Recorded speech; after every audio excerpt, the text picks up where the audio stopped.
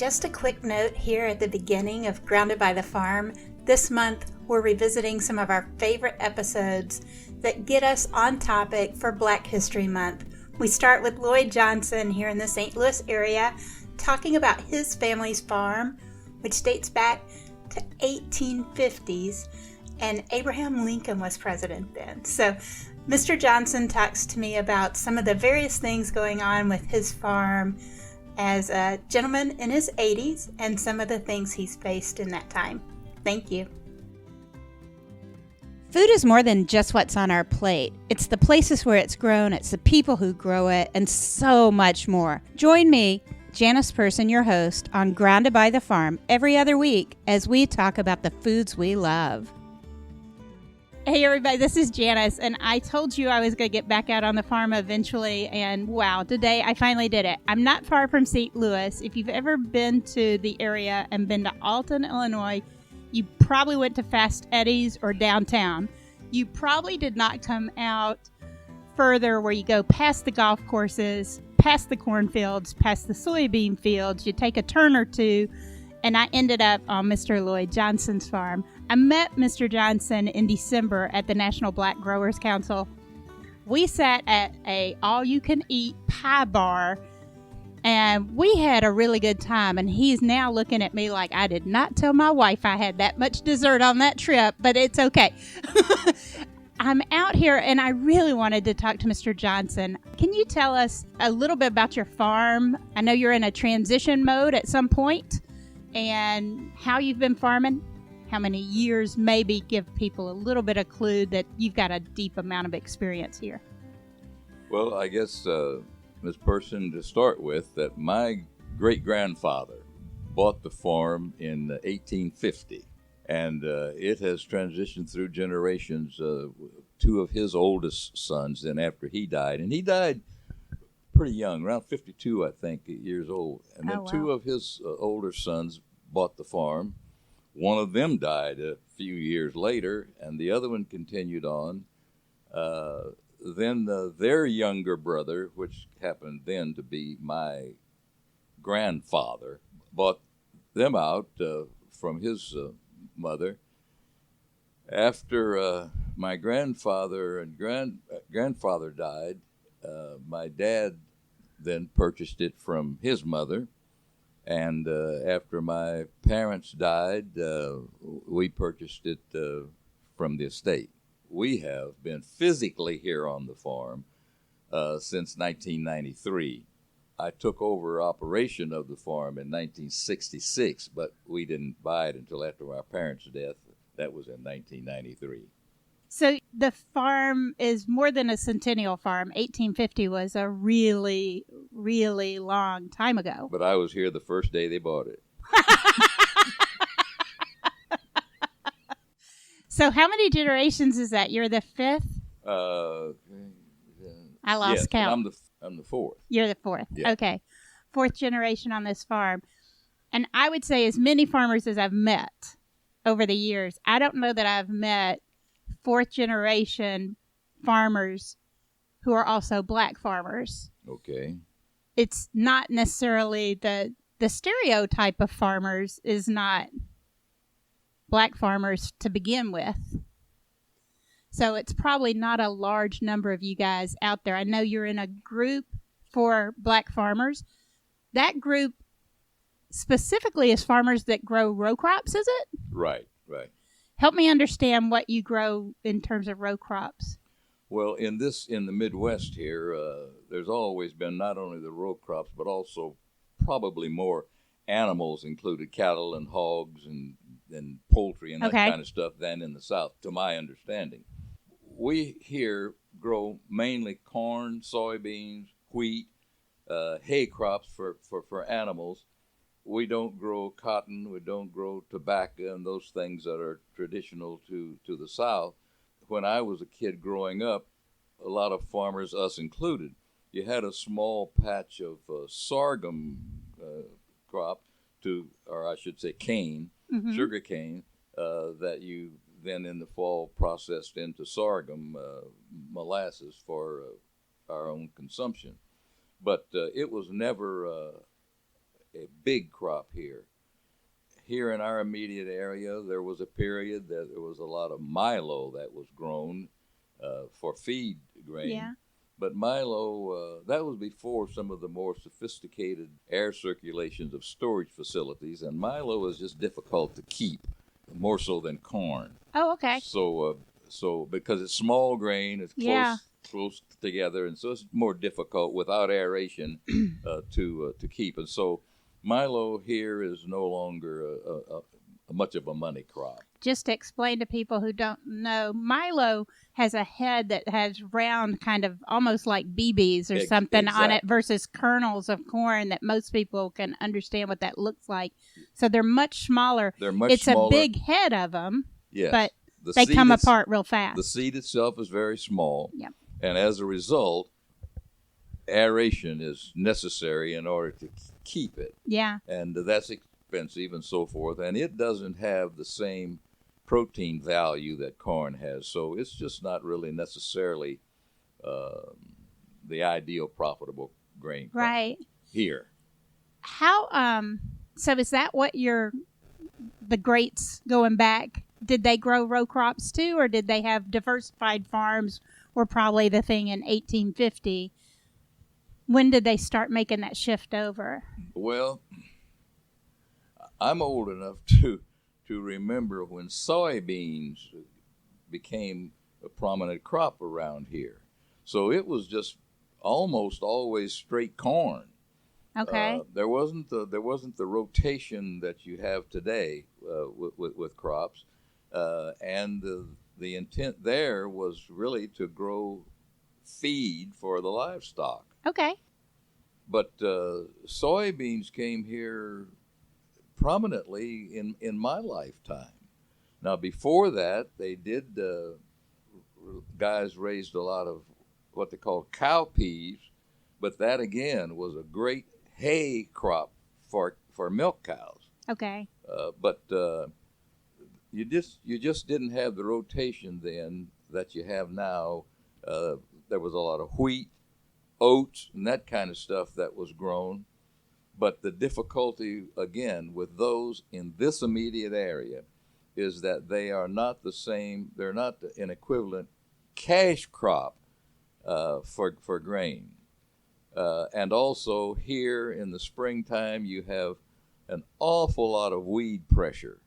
And so wheat and oats are very seldom planted around here. Okay. A little bit 40 miles east of us, a lot of dairy. Mm-hmm. And they raise a great deal of wheat around there. The most wheat that's grown around here is, a few miles east and somewhat south of us, I'm sorry. Yeah.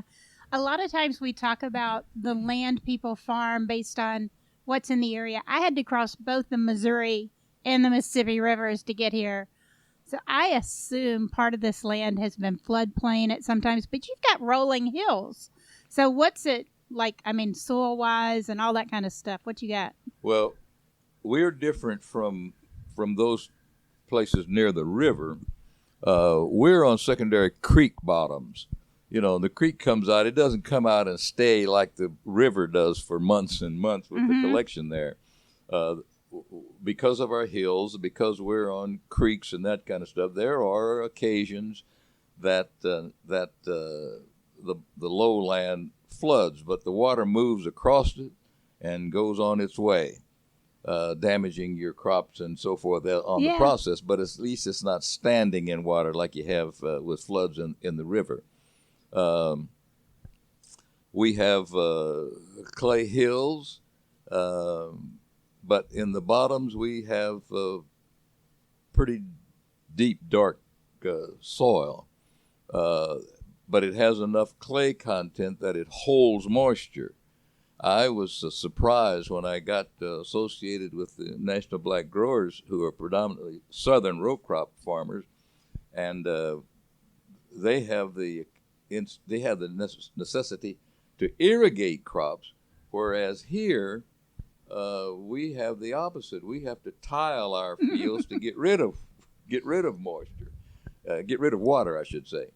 So that was a real eye-opener to me.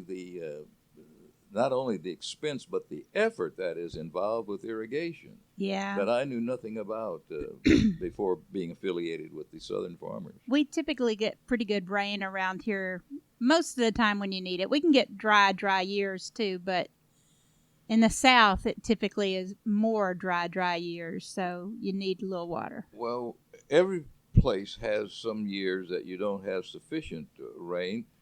We've had traditionally, rather ideal weather patterns, but in the more recent years, regardless of people's position on climate change and all that, there is a change in the seasons, and we don't get nice rains anymore.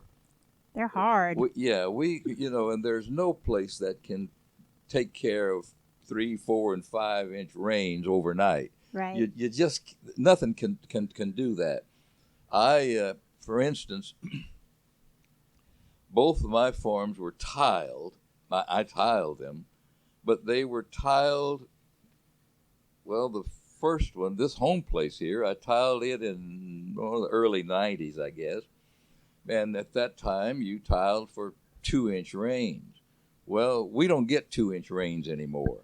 Yeah. You either get 3/4 of an inch or 4.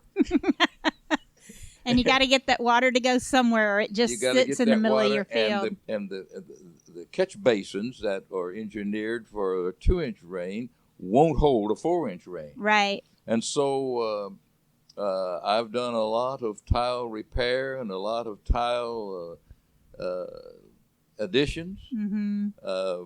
We went through this spring. I replaced probably 500, easily 500 feet of tile.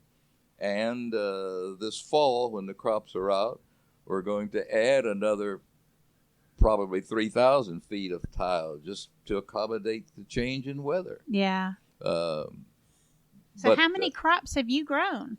They say most farmers get 40 chances. That's 40 crops where they have a chance to make a yield, a profit. Well, however many years there are between now and 1960 middle, 16, 4, 5, however many, that's how many crops I've had. Whatever that arithmetic is, that's how many crops I've had. I know how long that is because I was born in that 60 middle. Yeah. Oh, so now you're trying to make me feel bad about being old, huh? No. I'm saying you know, close like my mama's age. Well, I'll tell you this. 2 years that come into mind. One year, my corn crop was about knee high when I went to bed, and the next morning, it was covered with water. The following year, the same crop, I came out of the field about 2 or 3 o'clock in the morning planting corn, and by 10 o'clock that morning, it was all underwater again. Trying to recover from 2 years straight loss when you are already broke and in debt up to your mustache takes a long time to plow out of that. Yeah. We've had some good years, but everybody has good and bad years, and the bad years are especially difficult because you don't have a lot of surplus. Right, Yeah. right. And we've actually talked about that on the podcast quite a bit, that a lot of farmers have off-farm income from either spouses or other jobs or whatever because the risk management is so hard to know you're going to be able to pay car notes and things like insurance. Sometimes a city job really is the best way to go for a farm family to make sure they're covered. You handle quite a bit of money, but the margins of profit are so small that there's not room in there for error. Yeah. There are some farmers that do well simply because they've been fortunate through the years to accumulate a little money, or their family money that has helped them along the way. As when we started, I told you about the generations that have come through here. but it has never been granted to any of us. We have all purchased the ground. Right. So there's not been a windfall for any of us who have owned and operated the farm. Right. Right. And you and I talked, you're looking at what happens to the farm next when we were in Atlanta. It's a tough conversation. I talked to a lot of farmers about this since I've talked to you. And most farmers have an absolute desire to make sure their family gets to do what they want. A lot of them would also like somebody to want to do the farm, and it doesn't always happen. Well, that's not going to happen here. Yeah. I am convinced, Ms. Person, that just as we read about, especially in Old Testament times in the Scriptures, where God chose certain men to do certain things that was His will, I feel certain my great-grandfather, James H. Johnson, was also a preacher and was very instrumental in the development of small churches in this area and so forth.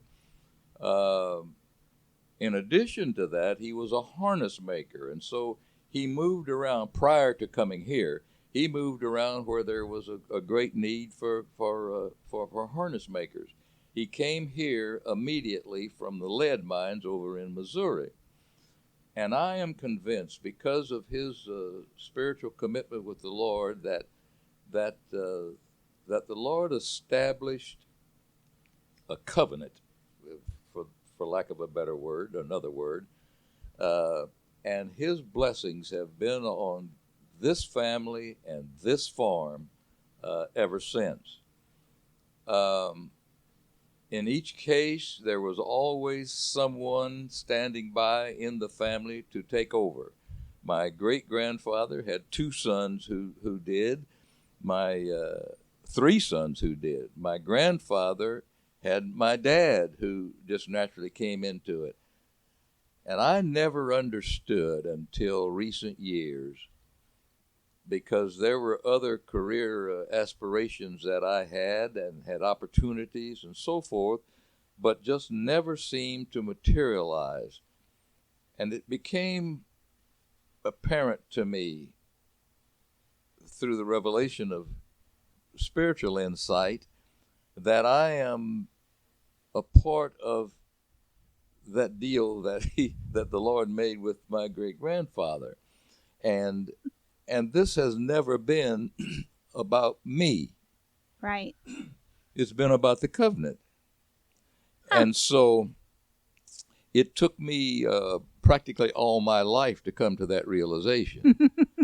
And included in that is that I don't have a child who is going to follow me. I have children, but they're not interested in the farming.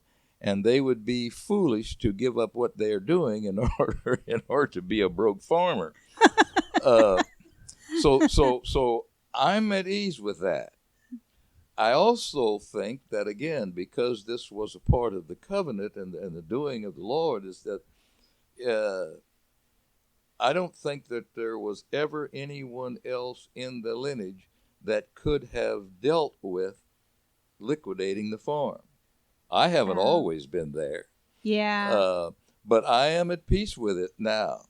And sometime in the next few years, we will liquidate this, and we have it in a trust, an irrevocable trust, because you can't trust me. I'll change my mind in a minute. But it's in an irrevocable trust, and it's all outlined there that the money will be distributed to some worthwhile causes of scholarship. The kids will get some, and my wife will get some. But the money will be distributed to causes, education, and that'll be the end of it. We sold one farm a couple of years ago because it was becoming time for us to set things in order for scholarship college education of some of our grandchildren. And so we liquidated that farm. And in the next several years, we'll do the same thing with the home place here, and it'll be distributed to the same worthy causes. That's fantastic. I mean, it pulls at my heart a little bit because, your family's been in farming all this time, but I also know you have nieces and nephews and grandkids and things that are doing amazing things because they've been able to get the educations that they've wanted, and they've been able to do, they're great people as well as being great professionals and things. That's an incredible legacy for any family. Well, they'd have to be great people. I mean, look at the example they had. I love that he strokes his hair when he says that. I want to make sure people on the podcast know how confident he was, because he is a handful. So one of the things we talked about while we were in Atlanta is young farmers. And I'm going to actually interview Taryn for the podcast too. I think you remember Taryn Moore from Texas. Yes. What would you, if they asked you for advice, I know you're not one to just give advice not being asked, but if they asked you for advice, what would you tell young farmers or people who maybe think it might be good to get into something like farming? What would you tell them to do? I would probably tell young farmers the same thing that I would anyone who would seek advice on career or enterprise, and that is, think first. Farming, so long people have thought of farming as a way of life. Farming is a business, the same as anything else. And don't be fooled by the fact that it's a way of life simply because you live on the business. It is a business. And if you have no business sense, it makes sense you don't go into business. Work for other people, maybe, if you don't have business. That's it. That's it. Farming, perhaps I should say business, is a huge gamble. Yeah. And if you're going to go into any business, farming not excluded, you have to have something called a business plan. Just having thoughts in your head is not a plan. Until you reduce ideas to writing, you don't have a plan. And what is required after you have a plan is working that plan. You don't fly by the seat of your pants day after day. Well, I think I'll do this because it's a good idea today. Follow the plan. But be sure that you develop the plan in a sober, thought-out way. I absolutely love that because I started my own business last year, right? Mm-hmm. And I had thought about doing my own business for a really, really long time. Mm-hmm. But I took 6 months of classes and working with bankers and working with others and really honing that plan to where I thought I might be able to make this work. And I think people get caught up. So many of us in today's world want to love what we do and we want to live our passions, but remembering that you need to be able to make sure you're going to be able to make money at it, or at least be so rich you don't have to worry about losing money at it or something. To just start something out of nowhere is kind of challenging, and farming's hard. It not only is hard, well, it's less hard than it was years ago. But it is extremely expensive. Yeah. If you have the money to go into farm, to equip yourself to farm without borrowing money, you're foolish to do it, because you can make more return on your money investing it than you're going to make on it equipping yourself to farm. So you have to be very dedicated to what you're doing in order to do it. Yeah. And I guess if I were going to advise young people, it is, don't go to your finance source to give you the answers to problems, to give you advice. When you go to an institution to borrow money or to finance your operations, you need to provide them the answer instead of the problem of how in the world am I going to be able to buy a new tractor or some piece of equipment. No, what you need to do is take a financial statement that the person can look at to see how it is you're going to pay them back the darn money they're asking them for. You don't go into a financial institution with problems. You go into a financial institution with the solution of here's how I'm going to be able to make some money for you with that money that you have sitting there in the safe. Yeah. So I could talk to him all day, as you can tell. So money is a problem for a lot of black farmers at different times during your career of farming. You told me that Southern guys had it a lot worse than you did. Can you help me understand what some of that looked like from somebody that was seeing it, right? Because I've read about it. I've been lucky enough to talk to different people about it, but so many people have never heard a perspective like yours of living this history of a challenge. We see the challenges we face today, but sometimes we forget how hard other people had to fight for some of the things that we've got. I think, Miss Person, it became so apparent to me. Now, please don't misunderstand me. Any person, and especially black people, who say that they have never experienced discrimination or persecution are simply, they're either lying or they're so ignorant you don't need to talk to them. Everybody faces that.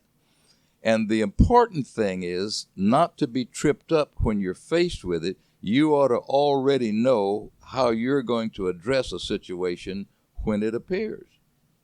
You have to be prepared mentally and socially and all other kind of way that if you walk up to somebody's house and they have a bad bone-eating dog and you're the only one there, the dog has to come up in second place.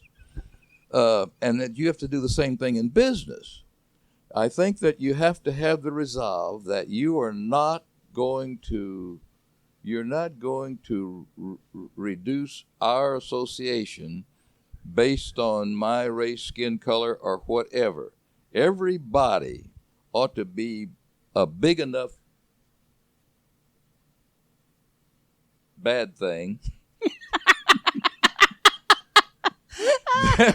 that someone can dislike you just based on your person and not on anything else. Yeah. The difference, I guess I should say, is that it is apparent that in the South, as you talk to these farmers, that it has been more blatant than it is here. You do encounter it, but they dress it up. Yeah. You see, now the thing that you have to, I suggest the thing that you have to do is don't expect discrimination. Don't expect it. Mm-hmm. Be prepared to recognize it. Be aware it might happen. Be ready Be aware it will happen and what you're going to do with it when it does. It's no different from being, you're out on the playground and the bully comes along. You don't need to wonder, is there a bully on the playground? Because there is one. Yeah. The thing that you need to have in your mind is what it is you're going to do for the bully to end up in second place. That's it. You can't go through life being a coward. Yeah. You just can't do it. Now, you don't have to be a bully. Right. But don't go through life being a coward. Yeah. And don't be trapped up with what you are rather than who you are. Oh, I like that. Just don't do it. That's a really good point. What you are is nothing compared to who you are. If most of the people I know, at least. Well, I remember there was a little farm up here in the community. Every boy in the community, oh Lord, they just desired to own that farm. Well, it was the picture of America, and the people who owned it didn't have any children, and they finally died, and the farm came up for sale. Well, it happened at a time that there was not a bank in Alton who was loaning money on farmland. Oh, yeah. And there was one new bank that was starting up, and I found out that they were lending money on farms. And so I called the person, the bank, and the guy said yes, they were. And so I worked in St. Louis at the time, and so I told him what time I would get to Alton. It'd be after their closing time. He said, "I'll wait for you." And so I went to the bank. Well, when I walked in the door, discrimination is like onions. You can't be in the same room and not smell them. And so he whistled around, and he said, "You know, I should have been clearer with you. We are loaning on the farmland, but we're doing it only with some of our, established preferred customers." Well, the farm is going to sell in the next week or two, so, you don't have time you could beat the guy up, but it's not going to change the loan procedure. So what you have to do with things like that is catalog them to prepare yourself better in the future. And also, you have to be willing to balance the scales. Now, that's an overdramatic illustration, but not necessarily. I would say karma's going to get him, but you might say a pickup truck could.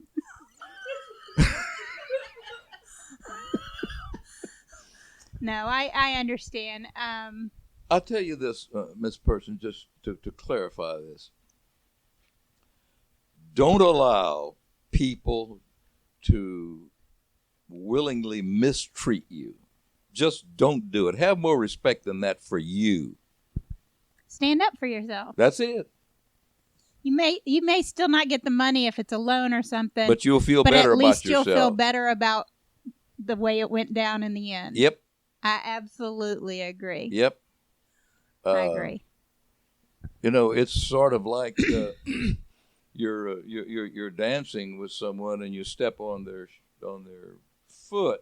Well, it's polite to say, "I apologize." You may or may not be sorry, but it's all right to apologize, but you don't have to be sorry. Right. Yeah, I didn't mean to step on your foot, but maybe. Then again, oh, he's such a bad influence on me.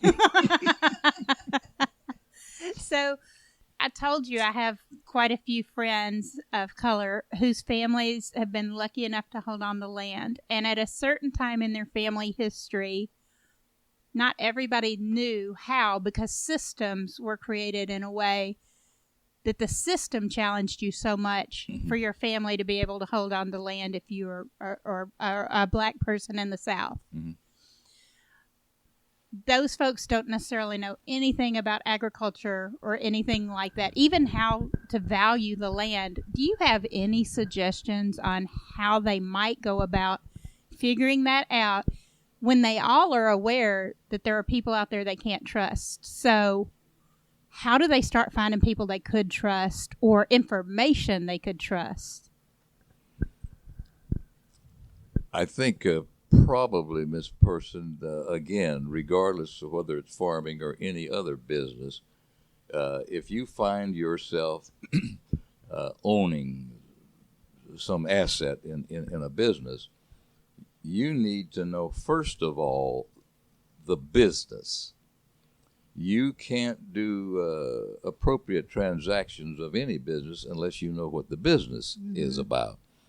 There are a lot of people that, there are people, I don't know about a lot, but there are people who inherit property from other generations who either didn't have the business sense themselves to arrange what happens to the property, and so they end up with it.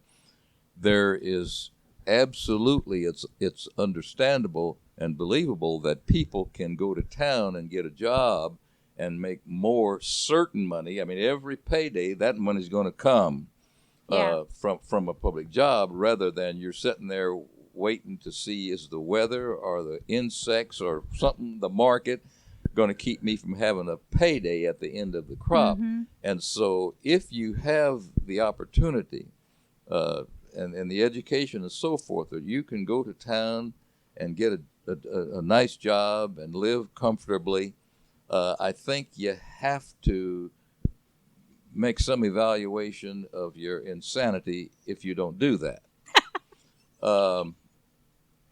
Now, I'm not suggesting that you can't own land and not operate it, and yet it is a profitable and a smart thing to do. But I hear stories of people who was left land and it just grows up and goes wild, and it has no more productive value. Well, that is inexcusable.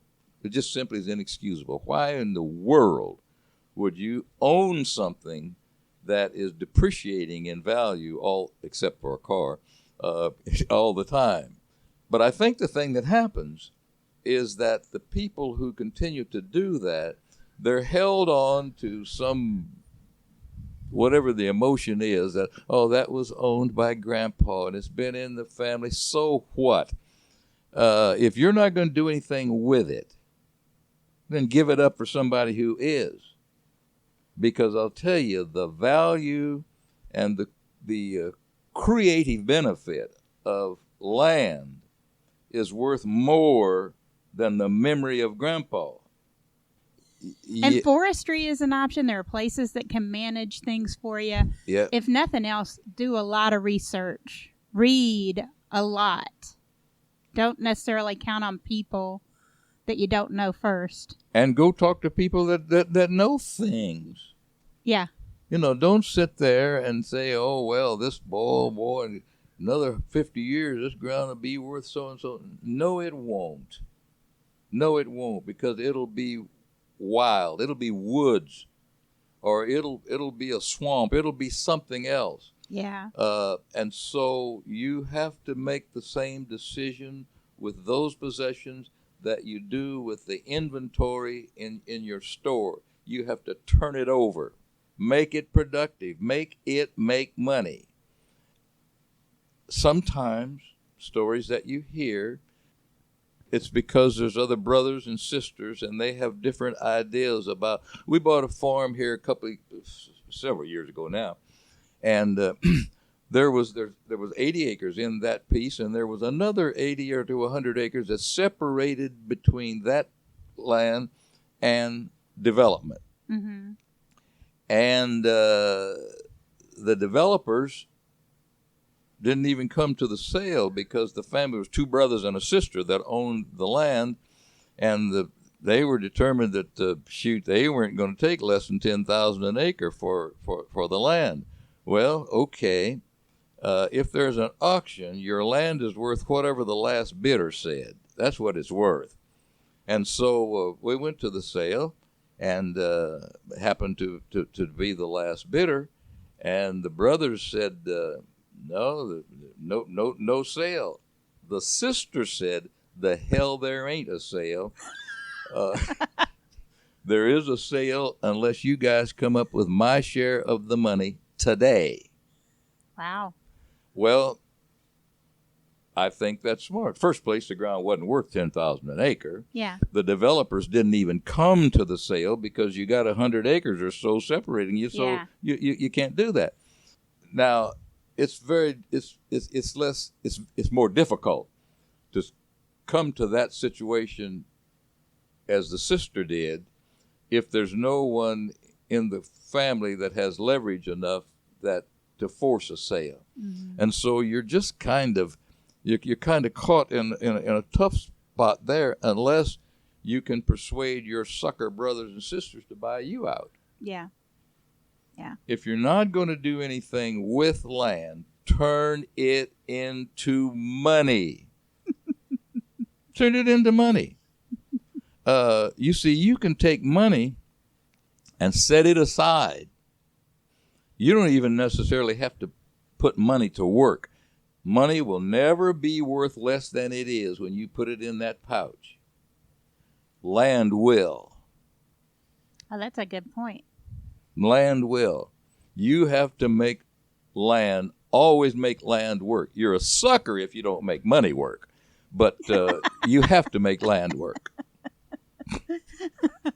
And a lot of people don't necessarily think of land that way. When you live in a city and you have a yard and that's it, right? They don't understand it. Yeah, it's a very different proposition. Yep. Because your land is working for you. It's providing the atmosphere around your house that you want. That's why you do the landscaping and whatever. It's working for you in terms of the look of the land or whatever. It's not returning investment. And when you look at land by acres, and farming, it's a return on investment. City property, developed property, I should say, will almost never depreciate in value. Right. If you keep your property up, and you're in a neighborhood that doesn't go through a social decline, and if it is going through a social decline, then you need to get out of there anyway. I retired. We bought this farm in July of '93. I retired in August of '94. That isn't smart, but and I did not buy the farm as an investment. And so I'm like your grandmother in this respect. This is where I'm going to live. Well, hell, I don't care. This is where I'm going to be. Now, my grandmother always made sure she was great with her neighbors. She always knew who was living there. She always took really good care of her house. She was all that kind of stuff. But, you know. Now, I've been very fortunate. We have been extremely fortunate because the farm has exponentially increased in value. So that's nice since we bought it, but I'm not sure it would have mattered. Yeah. To me. So why did you buy the farm if you were retiring the next year? It's the question his niece is asking off mic.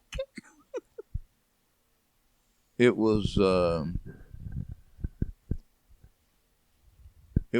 part of the covenant.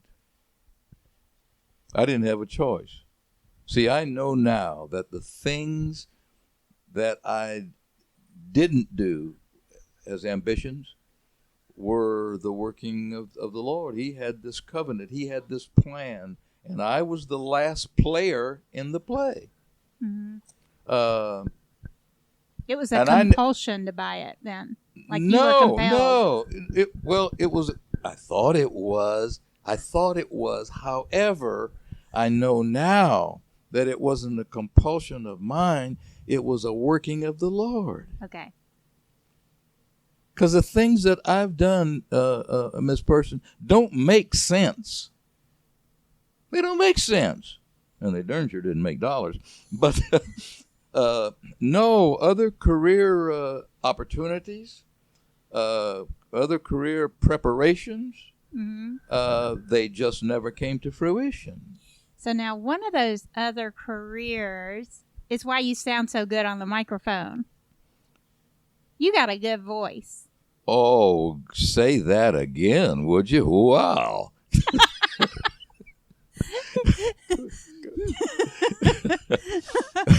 But you were a singer. Yes. I struggled a long time with doing or not doing that. The same thing. See, I started college as a pre-med major.